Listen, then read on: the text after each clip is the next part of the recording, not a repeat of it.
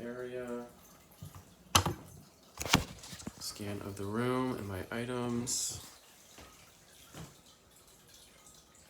Okay. Okay, I've already washed my hands and secured privacy. My name is Anthony. I'll be performing your HEENT exam today.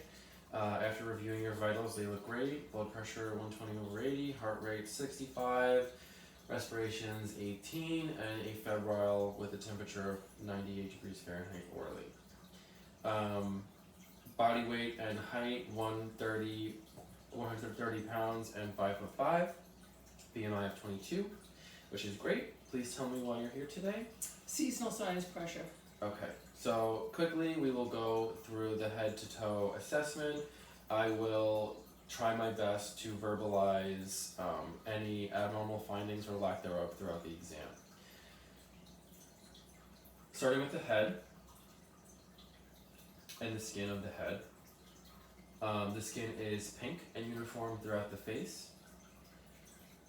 The skin is warm to touch. It's not too cool or too dry. The texture is smooth throughout. I see no cyanosis, pallor, or jaundice. And please see your hands. Same thing, no pallor, jaundice, or cyanosis of the hands. The skin color is pink. There are some freckles. The condition of the nails are awesome. The nails are not brittle. There's no signs of clubbing or cyanosis of the nails. The beds are at an angle of 160 degrees, and capillary refill is present. The skin pinks up within less than 3 seconds. Turgor is great. The skin tense and snaps back very quickly on the finger and the clavicle, which means that the skin is elastic.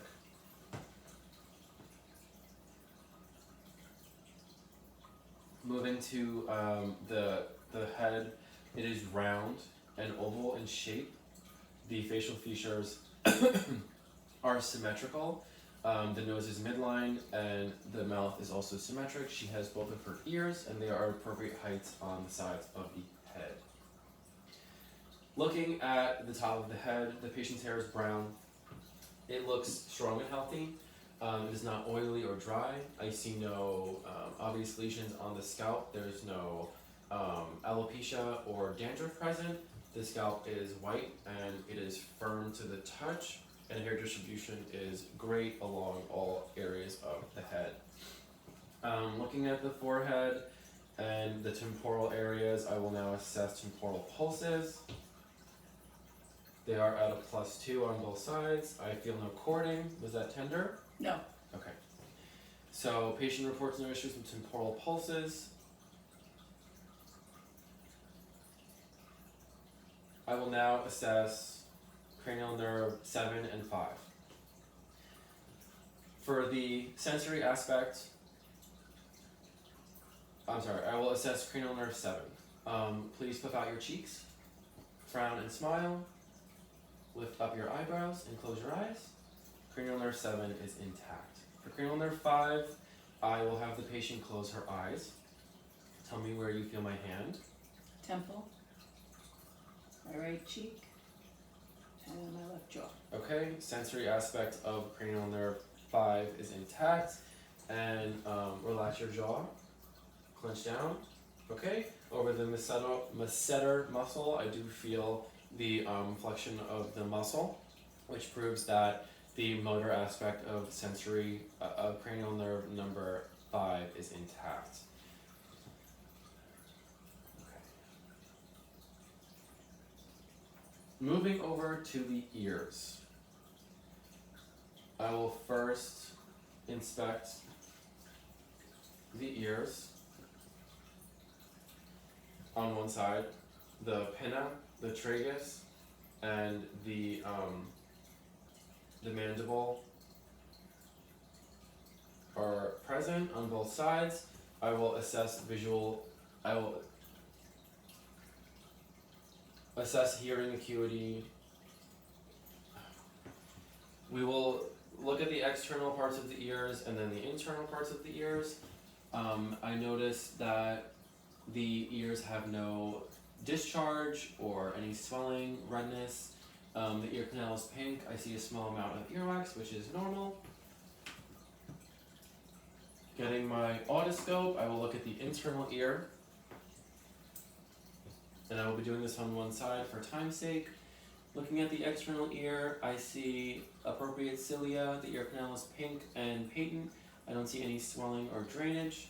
Looking inside the ear and pulling the ear back and up, I do see the pearly gray tympanic membrane on both sides, which is a normal finding. I see no drainage, evidence of swelling or erythema. The tympanic membrane is flat, and I do see a cone of light in both ears. To assess hearing acuity, I will perform a few tests. The first one will be the whisper test. Please cover your right ear. House. The patient verbalize the appropriate response, cover the left ear. Dog. And the patient listed the appropriate response on the right side. To further assess hearing, I will perform 2 more tests. The Weber test, I will hit my tuning fork and place it on the top of the patient's forehead. She will let me know if she hears the sound on both sides.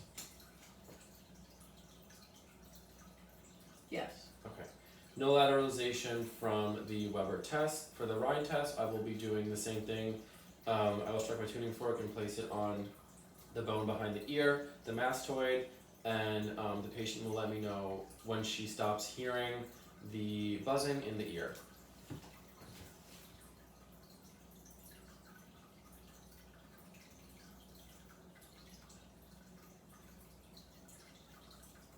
Stop. Do you hear it now? Yes. So I would do the same on both sides. The Rhine test has an appropriate response. The patient's hearing is intact and air conduction is greater than bone conduction. The previous few tests for hearing acuity appropriate that cranial nerve 8 is intact. We will now go back to the front of the face to the eyes.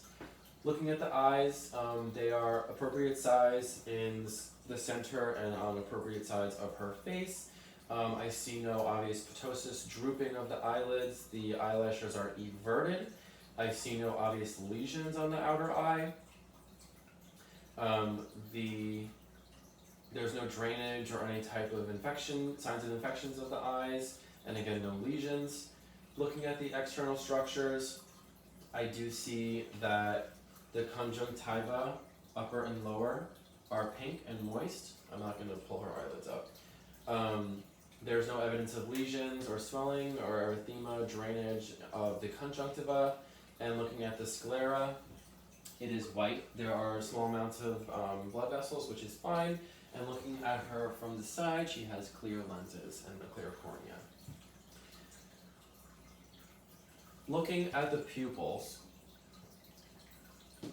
without shining light, they are 4 millimeters bilaterally, and when I shine the light on them, they constrict to 2 millimeters bilaterally.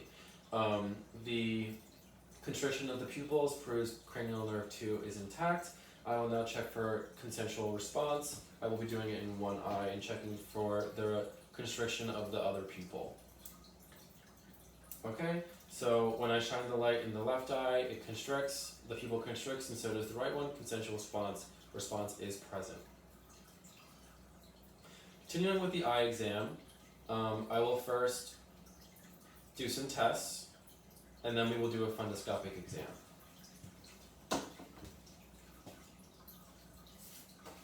Using my Rosenbaum chart, I'm going to have the patient read the smallest line possible.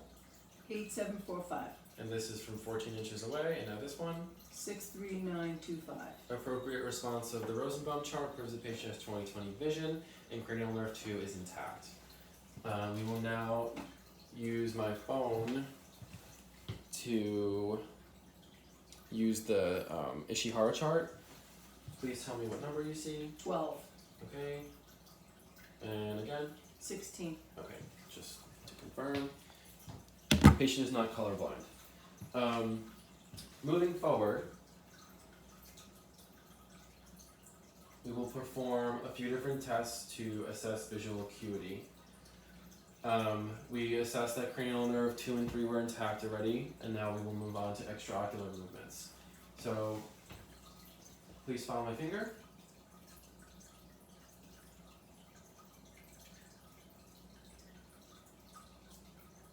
Okay. So the patient was able to follow my finger, which proves cranial nerve 3, 4, and 6 are intact. And I'm going to check for convergence and constriction of the pupils now. Please look at my finger. Okay, same thing, pupils converge and constrict, which is the appropriate response. We'll now move into the next 4 parts of the eye exam and then the fundoscopic exam. So, the first test is the cover test. Can you please cover one of your eyes and look right here? Okay, so I don't see any movement of the eye after she covers or uncovers, and that means that rules out any asymmetry of the eyes and also rules out strabismus. I will now test for peripheral vision. Please keep your eye focused on either my shoulder or my nose, and let me know how many fingers you see me holding up. 3, 4, 2. Okay, peripheral vision is intact. We will now move on to the accommodation test, which is similar to the other one with the convergence. So you can look behind me across my shoulder, and now look at my finger. Follow my finger, okay, and same thing, my finger's over here. Follow my finger. Okay, so as I bring my finger to the patient's nose, I do see that the pupils converge and constrict. This means cranial nerve 3 is intact. That was the accommodation test. The Hirschberg test is a little bit different. I'm going to use my light, shine on the patient's nose, and see if I observe a reflection of light in both of the corneas. So you can look straight at my nose here. Okay. I see an appropriate reflection in both of the corneas, which means that there is appropriate symmetry of the eyes and there is no strabismus. Lastly, we will be performing the red reflex test. I will be shining my light into both of the eyes and checking for the red light reflex. Please just look straight ahead. Okay. And in both of the eyes, I do see the orange glow of the fundus. I will now look deeper into the eye with my left eye, using my left eye to evaluate the patient's left eye for the fundoscopic exam. I'm only doing one eye because it is a bit alarming with the light. So please look straight ahead.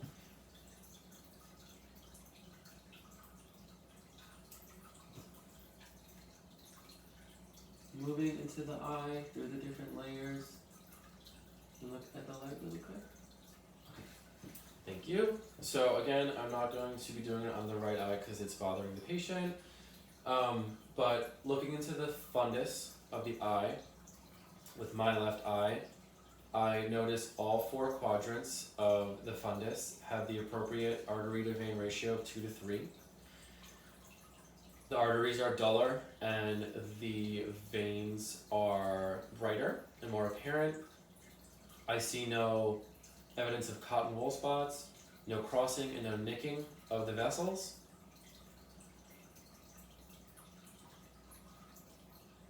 The background of the fundus is appropriately orange. I see no scarring, lesions, or evidence of hemorrhage. I see the optic disc with the smaller optic cup in the center, and I also see the macula with the pinpoint fovea centralis. That concludes the eye exam. We did the ears. We will now move to the nose.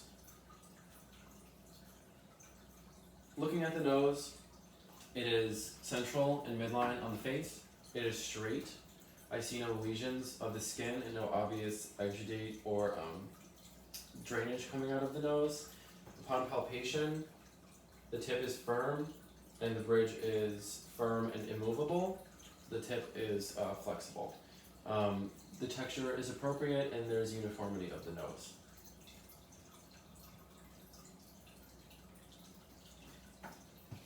Looking at the bottom of the nose, I see that the nares are equal in size and there's no obvious obstructions.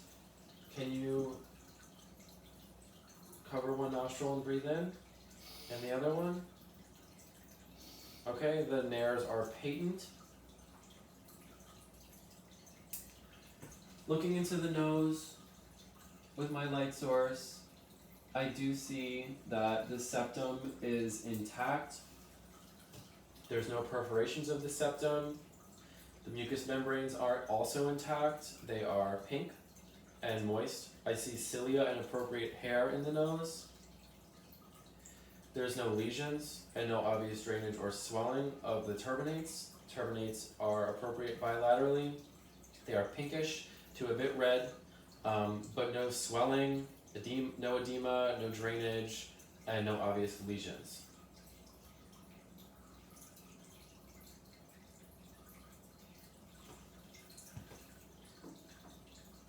Please close your eyes and tell me what you smell. Cinnamon. Okay, that is the appropriate scent, and the patient's cranial nerve number 1 is appropriately intact. We will now move down to the mouth. Looking at the mouth, the lips are symmetric in size and shape. There's no obvious crusting around the lips, no cyanosis, and the lips are appropriately moist. They are not dry or cracking. Can you please show me your teeth? Okay. The teeth look like they are in good condition and well maintained. The gums are also well maintained. They are not swollen. There's no obvious lesions in or inside or outside of the mouth, and there is no obvious odor. Please stick out your tongue. Move it from side to side. Okay. So the patient is able to stick out her tongue and move it side to side. That tells me cranial nerve 12 is intact. The tongue is pink and moist with no obvious lesions or redness, swelling, or drainage. And I see there's a white hue on the tongue and presence for papillation. I also see soft fasciculations when the tongue was stuck out of the mouth. That also reinforces cranial nerve 12 is intact. I will now look on the inside of the mouth. Please put your head back and open your mouth. Keep your tongue inside. I see no dental caries. The patient has all her teeth. The teeth are white and hard. The buccal mucosa is pink and moist. And I do see on the second molar, I see the Stenson's duct. Put the tongue to the roof of your mouth, please. Okay, the sublingual mucosa is also grossly intact. It is pink and moist. And I do also see the ducts underneath the tongue. The salivary ducts underneath the tongue are the Wharton's ducts. I will again look into the mouth and look at the posterior mouth. Please do the same. Stick out your tongue. Say ah. Ah. Okay, you can put your tongue back in your mouth. Looking at the mouth, you can open. Looking at the mouth, I see the soft and hard palate and the uvula. You can close your mouth. They are all grossly intact. They are pink and moist. There's no perforations anywhere, no lesions, drainage, or swelling. At the back of the mouth, I did notice the tonsillary region. The patient obviously had the tonsils surgically removed because I don't see tonsils there, so I would grade them at a 0. The area is appropriate. There are no obvious stones, there's no pus or exudate, and there's no redness or swelling in that area. Looking at the posterior pharynx, everything looks intact, the uvula as well. When the patient stuck out her tongue and said ah, that elicits a cranial nerve 9 and 10 are grossly intact because I saw the uvula and pharynx rise. At that point, I would put a Q-tip on the pharynx to elicit the gag reflex, and I'd be looking for a contraction of the pharynx and the rising of the pharynx and the uvula, but we're not going to do that today. Looking in the back of the throat, the obvious airway is patent and the patient has no issues breathing.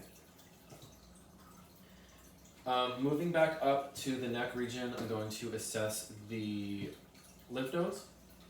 I'll be using both of my hands and palpating and manipulating the lymph nodes to check for any enlargements, starting with occipital, post-auricular, pre-auricular, submandibular, submental, anterior, cervical, superficial and deep, and same with the posterior cervical, superficial and deep, and shrug your shoulders, and the supraclavicular. I feel no enlarged lymph nodes. Does anything feel tender to you? Okay, lymph nodes look good.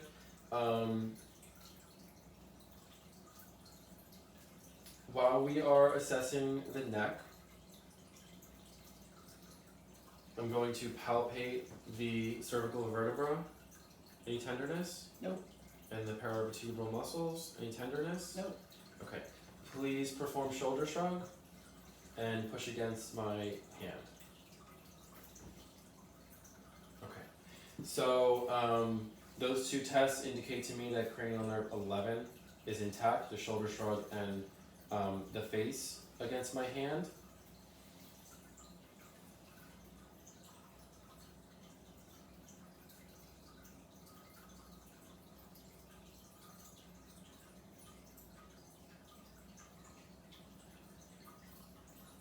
I will now inspect the carotids and then move to the jugular veins. And we'll also assess the neck. I notice the neck is straight. I see no obvious deformities. I'm going to palpate the trachea and the thyroid gland. Please swallow. Any tenderness? No. Okay. So no issues with the thyroid gland, and the trachea is midline. There's no tenderness reported. I will now palpate the carotids. Okay, carotids are strong at +2s. And any tenderness with the carotids? Nope. Okay. Grab my stethoscope and take a listen to them for any thrill or bruise.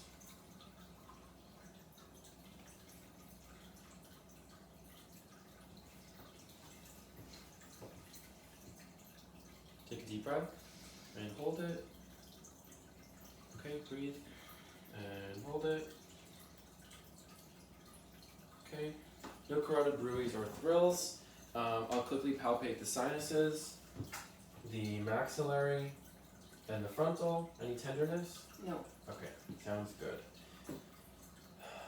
Okay, please recline in the chair a little bit. I'm going to assess your jugular venous pressure.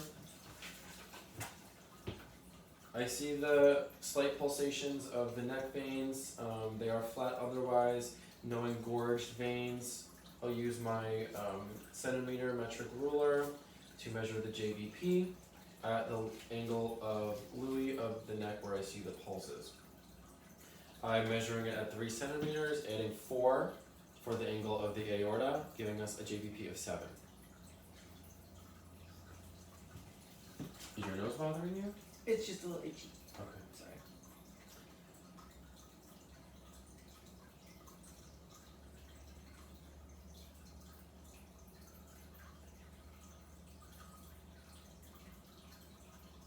Just making sure I checked everything.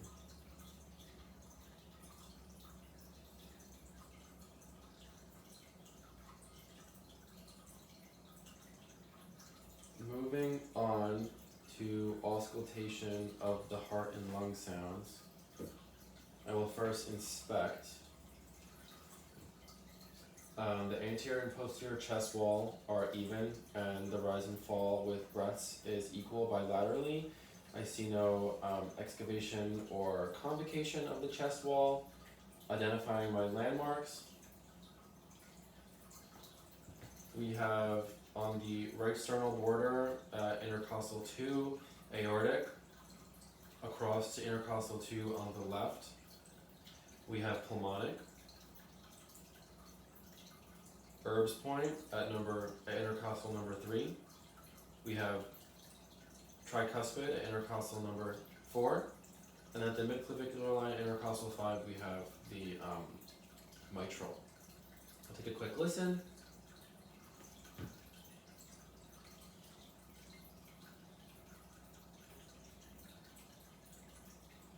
Okay, lung sounds are good. I hear no obvious extra beats. S1 and S2 are present, and I hear no murmurs or gallops. Can you please rotate around a little bit? Okay, auscultating lung sounds. When I move my bell, just take normal breaths. No need to take deep breaths.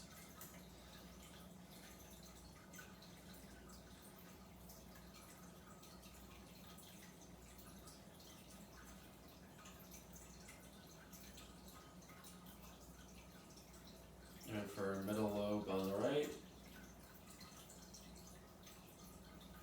And one more. Okay, everything sounds good to me, equal and clear. You can come back around. I hear no wheezing, rails, or any friction rub anywhere, and I did check the right side of the chest for the middle lobe of the right. Just double checking that I didn't miss anything.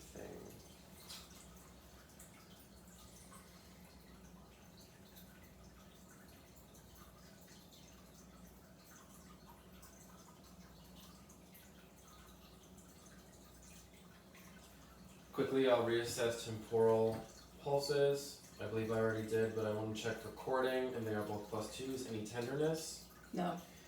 Okay. And I'm going to check for TMJ really quick. Can you open and close your mouth? Close it. No evidence of crepitus or subluxation of the TMJ.